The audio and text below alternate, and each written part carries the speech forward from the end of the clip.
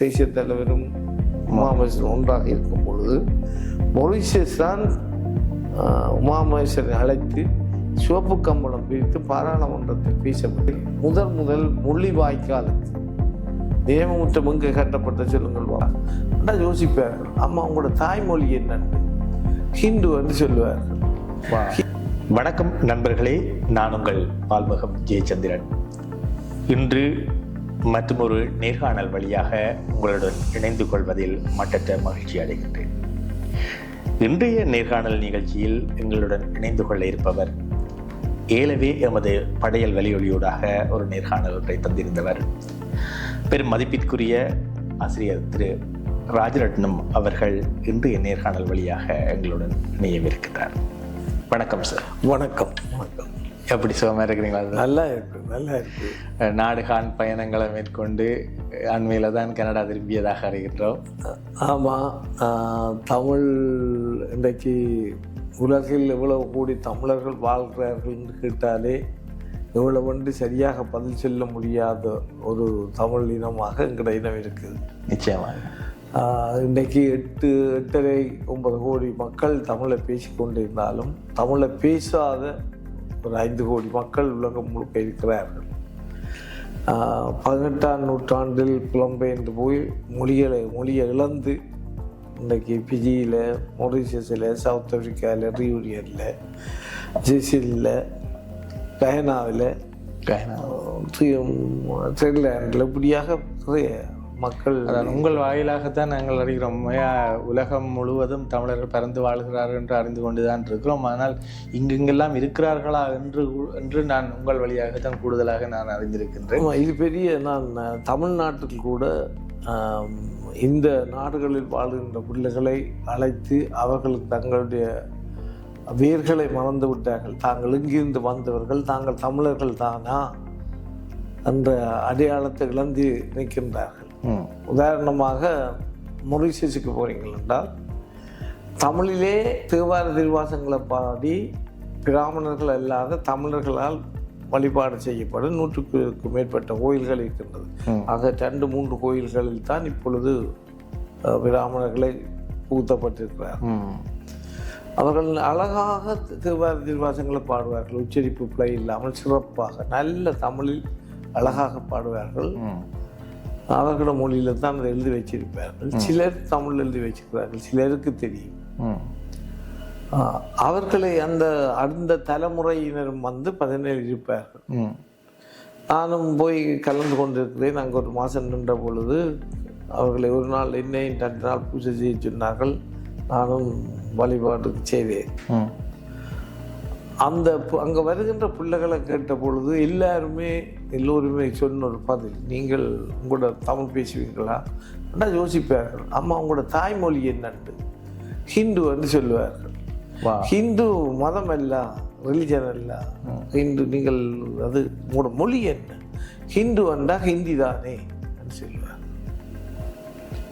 இந்த மனநிலையில் தான் அங்கே மாத்திரமில்லை, தென்னாப்பிரிக்காவில் என்ற என்ன, மொரிஷியஸில் என்ற என்ன, ரியூனியனில் என்ற என்ன, ஃபிஜியில் என்ற என்ன, அந்த தலைமுறை இருக்கின்றது. இது இந்திய அரசாங்கத்தால் திட்டமிட்டு ஹிந்தி என்பது புகுத்தப்பட்டிருக்கிறது, திணிக்கப்படுகிறது. கிட்டத்தட்ட அது புகுத்திட்டு அது என்ன விதமோ அவர்களுடைய உள்ளத்தில் ஊடாடி மொழியை இழந்ததன் பின்பு அவர்கள் தங்களுக்கு ஒன்று வேணும், தங்களுடைய வாழ்வியல், தங்களுடைய சடங்குகள், சம்பிரதாயங்கள் எல்லாத்தையும் மதத்தோடையே கோயிலோடையே இணைத்து விட்டார்.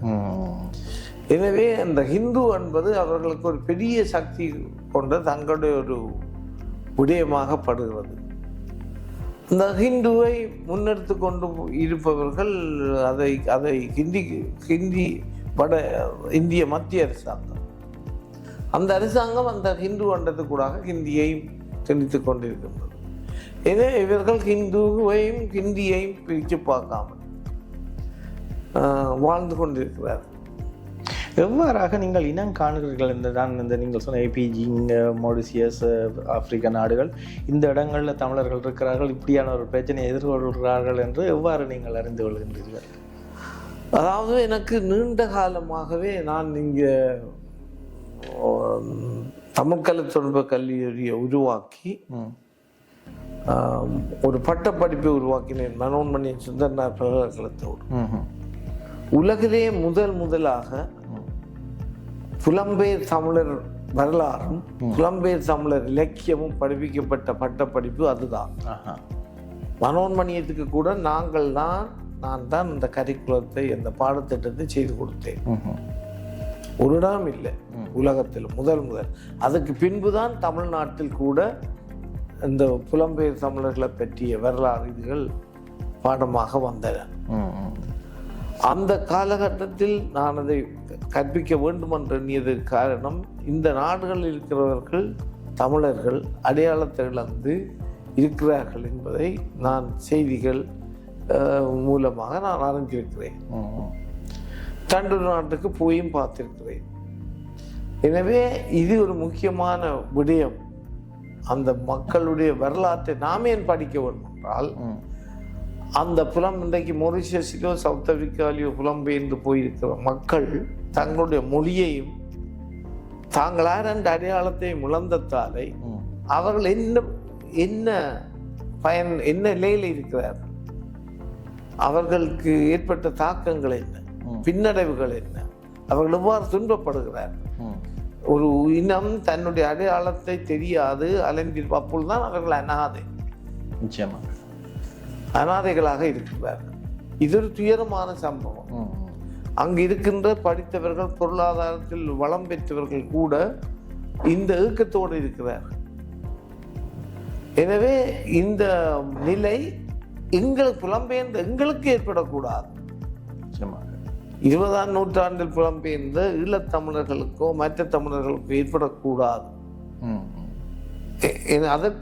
அதற்கான திட்டத்தை வகுத்து அதற்கான மொழிக்கல்வியையும் அந்த மொழிக்கல்வியின் ஊடாக எங்களுடைய வாழ்வியலையும் வரலாற்றையும் கற்பிக்க வேண்டும் என்ற நோக்கத்தோடு தான் இந்த தமிழ் கல்வியை நான் என்னுடைய கையில் எடுத்து என்னுடைய பயணத்தை தொடங்கினேன். 20ஆம் நூற்றாண்டில் புலம்பெயர்ந்த இந்த மக்களுக்கு தமிழ் கல்வி நிறுவனங்கள் நிறையவே இருக்கின்றன. அவற்றினூடாக இந்த படிமுறை தமிழ் கற்பித்தல் முறையை புகுத்தியதுடன் தொடர்ந்து இந்த மொழியை இழந்திருக்கின்ற இந்த நாடுகளுக்கு சென்று அவற்றையும் நான் ஒரு பணியாக அவர்களுக்கு இப்பொழுது தமிழை கற்பிக்க தொடங்கி இருக்கின்றோம். அதற்கு தமிழ்நாடு அரசு இதை எடுத்து சொல்லி அவர்களுக்கான ஆசிரியர்களை தந்திருக்கிறது. அந்த இப்பொழுதும் இந்த வருடம் 24 பேரை சென்ற தை மாதம் நியமித்தார் ஆசிரியர்களை போய் படிப்பதற்கு.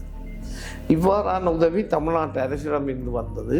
அதே போல தொடர்ந்து இந்த நாடுகளில் உள்ள பிள்ளைகளை அழைத்து சென்று வேர்களை தேடி என்ற நிகழ்ச்சி மூலம் அந்த பிள்ளைகளுக்கு நாங்கள் யார், நீங்கள் யார், உங்களுடைய வரலாறு என்ன, தமிழர்களுடைய உயர்வான கட்டிடக்கலை எது, சிற்பக்கலை எது, ஓவியக்கலை எது, நீர்ப்பாசன நாகரிகம் எது, வந்து பாருங்கள் என்று சொல்லி ஒரு 16 நாள் தமிழ்நாடு முழுவதும் இதுவரை கிட்டத்தட்ட 400 பிள்ளைகளை அழைத்து சென்று காட்டியிருக்கின்றோம். முழு செலவும் தமிழ்நாடு அரசு கொடுத்திருக்கின்றது. இவ்வாறான பணியை செய்யக்கூடியதாக இருந்தது. முக்கியமான ஒரு காலகட்டம். அப்பொழுதுதான் இந்த தமிழ் தேசியம் வலுவரும். நிச்சயமாக தமிழ் தேசியம் என்பது வலுவரும். நான் வேறொரு பேட்டியிலும் கூட குறிப்பிட்டிருந்தேன். முதல் மொழி வாய்க்காலுக்கு நினைவுமுற்றம் எங்கே கட்டப்பட்ட சொல்லுங்கள் பாப்போம். நினைவு தூவி மொழி வாக்கால் நினைவு முற்றம் என்று சொல்லி கட்டப்பட்ட தமிழ்நாட்டில் இல்லை, மொரீஷியஸில் தான் முதல் கட்டப்பட்டது. மொரீஷியஸில் தான் பிரபாகரனும் உமாமகேஸ்வரனும் ஒன்றாக இருக்கும் பொழுது, தேசிய தலைவரும் உமாமகேஸ்வரன் ஒன்றாக இருக்கும் பொழுது மொரீஷியஸ் தான் உமாமகேஸ்வரனை அழைத்து சிவப்பு கம்பளம் விரித்து பாராளுமன்றத்தில் பேசப்பட்டது.